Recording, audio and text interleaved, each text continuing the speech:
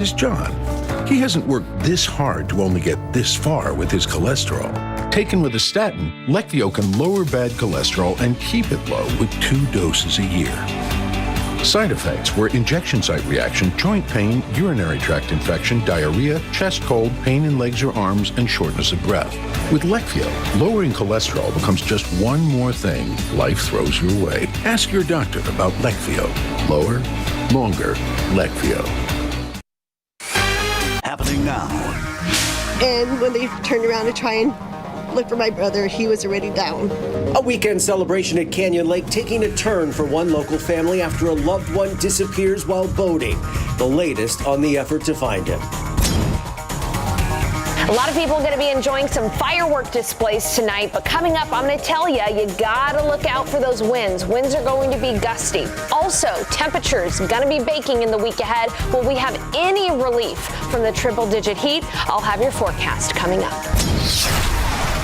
It's a 4th of July tradition, firing up the grill for hot dogs. But what grill and what hot dogs? We'll have some recommendations coming up. The news at 5 starts right now.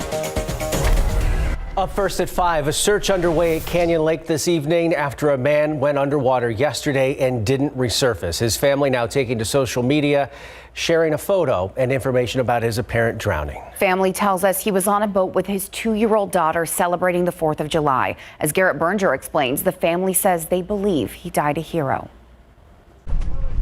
Like thousands of others across Texas, Rob Berlingeri was on the water yesterday, enjoying the 3-day weekend. His family says Berlingeri was boating on Canyon Lake with friends. While he was standing on the back of the boat, they say he picked up his 2-year-old daughter, but a wake sent them both tumbling overboard. Nobody in the front noticed that he had fallen off the boat until the boat had floated off. His family says the girl's mother jumped in after them to help. And they were passing the baby back and forth, both of them almost drowning to keep the baby alive. The family says another boat was able to rescue the little girl and her mother, but when they turned around to get Berlingeri, he was already down. I feel like I don't think he's alive, but we want his body. We want to give him a proper burial. The chief of Canyon Lake Fire and EMS says they responded to the incident just before 8 p.m. Sunday, and their rescue boat began sonar searches in 80 feet of water.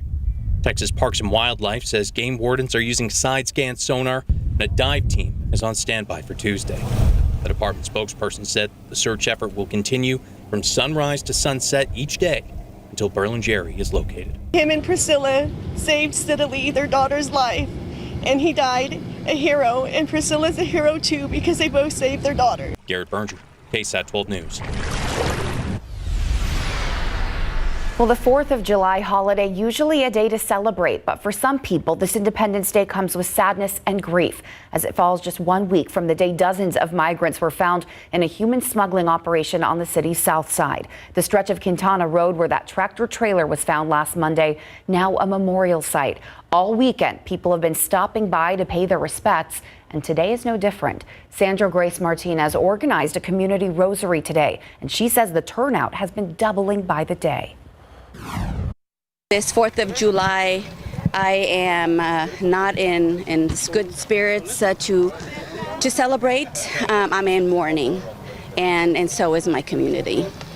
A total of 53 of those migrants have died. They're from Mexico, Guatemala, and Honduras. At last check, about 19 of them have been identified. Several others were still in the hospital, and 4 people are facing charges in the case. 2 days after Uvalde CISD Police Chief Pete Arredondo stepped down from the Uvalde City Council, State Senator Roland Gutierrez is now focusing on DPS. He says the state agency also needs to be held accountable. RJ Marquez shares why the state senator says Arredondo is not the only one to blame here and speaks with a Uvalde native about what she wants to see next. We have not even begun to scratch at the levels of accountability that we need to have here.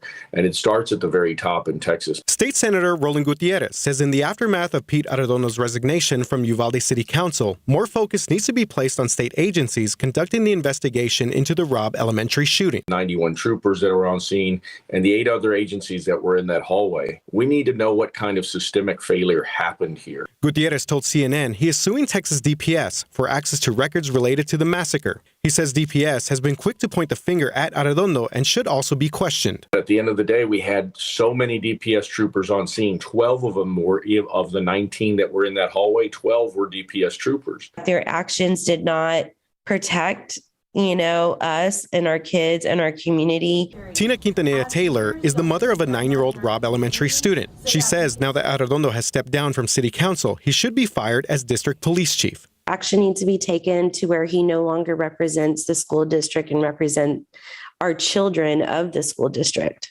And like so many, she too wants more answers. Just come on out, give the information.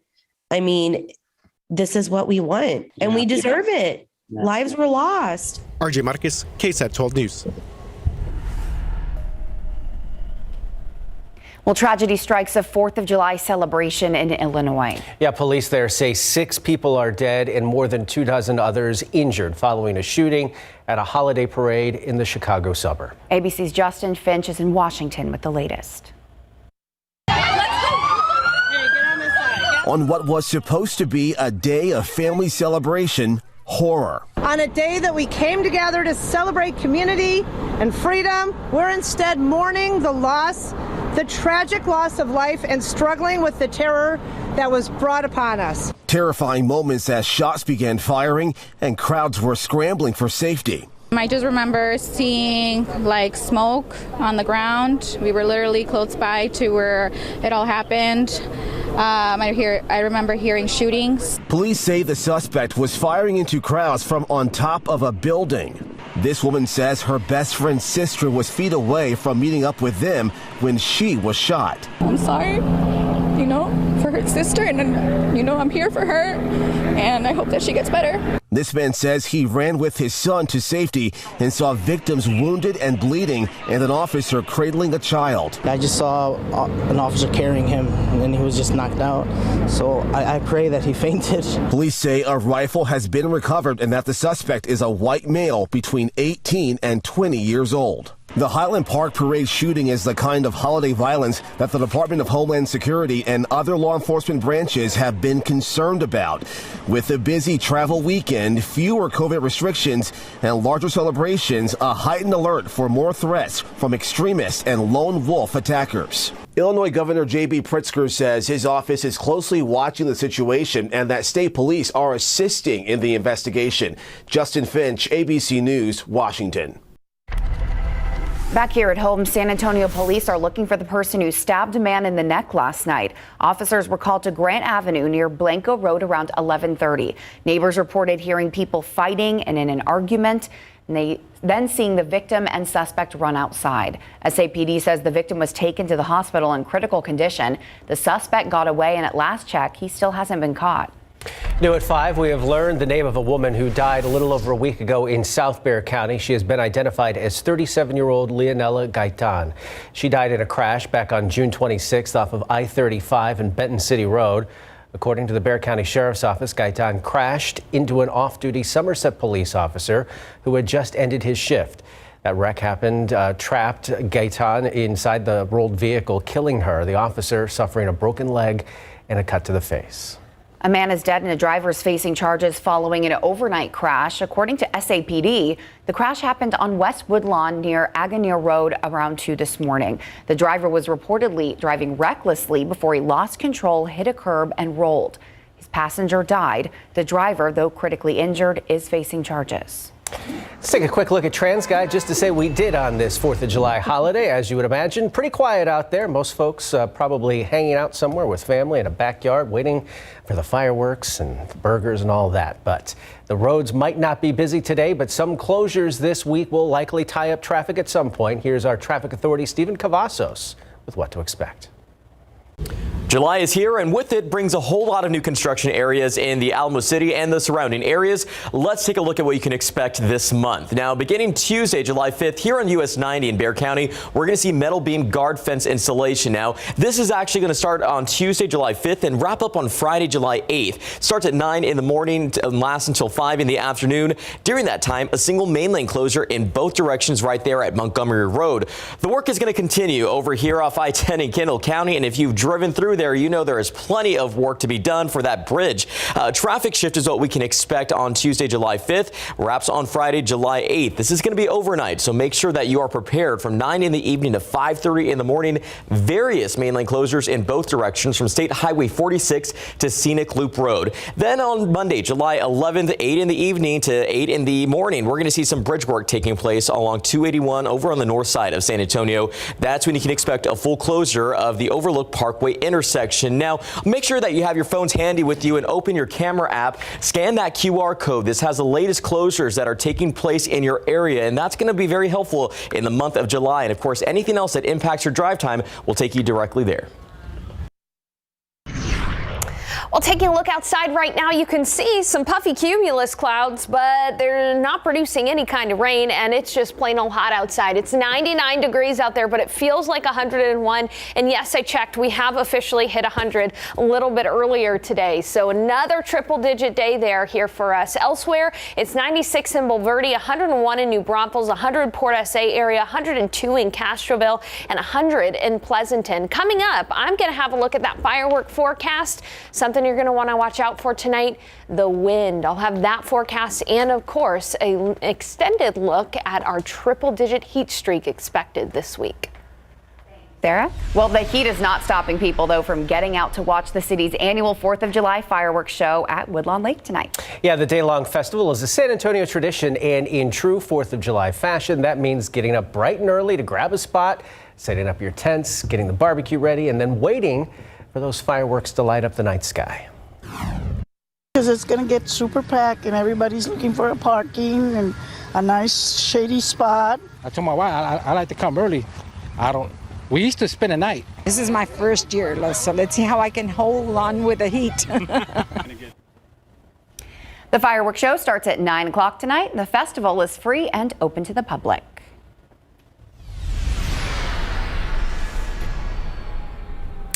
From waiting for a fireworks display to waiting at the airport, it is the reality for millions of Americans whose flights were canceled this holiday weekend because of a number of things. For some, it was bad weather. Others, a ripple effect from increased demand for travel amid the ongoing pandemic, staffing shortages. It's reported 9,000 flights were delayed and another 1,000 were canceled on Saturday and Sunday.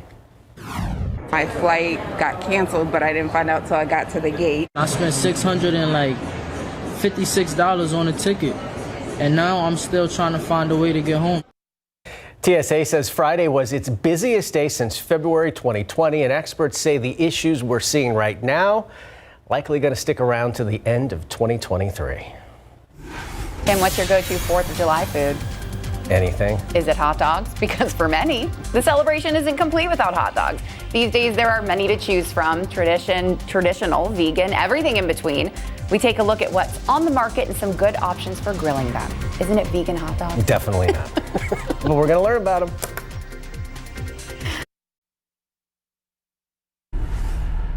Coming up tonight at 6, efforts continue to help the people of Uvalde deal with grief after tragedy. One way is through books. Hundreds of books have been sent to help children in Uvalde cope with the aftermath, and they were sent from hundreds of miles away. We'll share more about these grief kits on the news at 6. Plus, it's an effort to improve public health during the ongoing humanitarian crisis at the border. We meet with an engineer who is part of a group with a mission to help migrants seeking the American dream who happen to be stuck in Reynosa, Mexico. It's a story about providing relief at the U.S.-Mexico border, and we'll have that for you tonight on the news at 6. Well, it is a 4th of July tradition for a lot of families, a backyard cookout with the all-American hot dog on the menu. But which hot dog and which grill? Here's 12 on your side's Marilyn Moritz. Whatever you're cooking up this summer. Packing up my kids and going to our family's lake house and going to have a great barbecue. We're going to a parade. Chances are it includes firing up the grill. So first question is, gas or charcoal?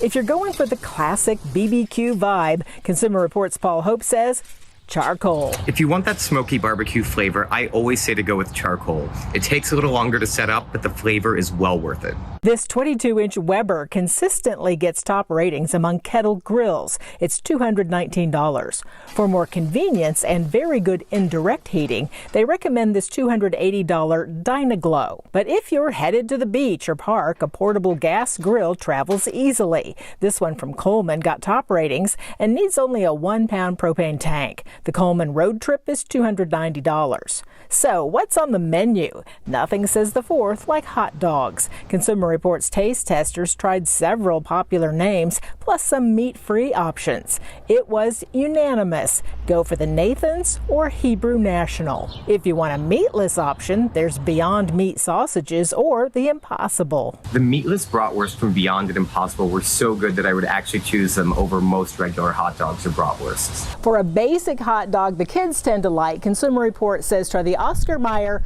Uncured Original. The next debate, mustard or ketchup? Marilyn Moritz, KSAT 12 News.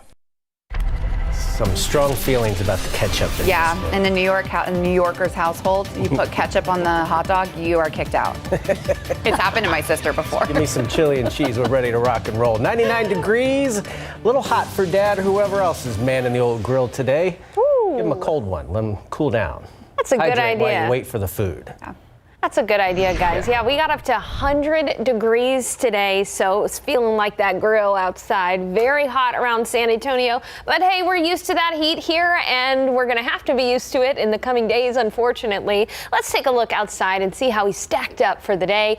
We've got some puffy cumulus clouds. Those are fair weather cumulus clouds. They're not developing in the vertical there. We're under the influence of a high pressure system. That's why we've got no rain, and that's why we've got the heat. Today, we got up to 100 degrees, 6 degrees above the average. Even our morning low was above the average as we've got a lot of humidity out there too, 3 degrees shy of the record. Elsewhere, we've got 102 in Hondo, 105 in Cotulla, 99 in Del Rio, 96 in Kerrville. You can see those fair weather cumulus clouds here on the satellite imagery as well. And you know, if you're planning on enjoying fireworks tonight, here's what we've got going. Sun's going to set at 8:38 and temperatures will fall into the 80s. The one thing I'm going to caution you about is that it is going to be windy today and tonight. Winds will be gusting up to 25 to 30 miles per hour. You couple that with the fact that it's very dry outside, those firework displays, especially personal firework displays, could get out of hand. So please make sure to use some caution, have a bucket of water next to you ready to go just in case. In the satellite and radar across the state of Texas, some good rain across the Big Bend area of Texas, but generally, again, that high pressure system is keeping us dry. Now, a heat high increases the pressure. It compresses the air, a lot like your Instapot at home, right? And it makes it hot. It's going to continue to be hot as that heat high moves over Texas. And so triple-digit weather is in our forecast for the foreseeable future. We'll even get up to 102, 103 over the weekend, much hotter than the average of 94. And by the way, we've got a long way to go.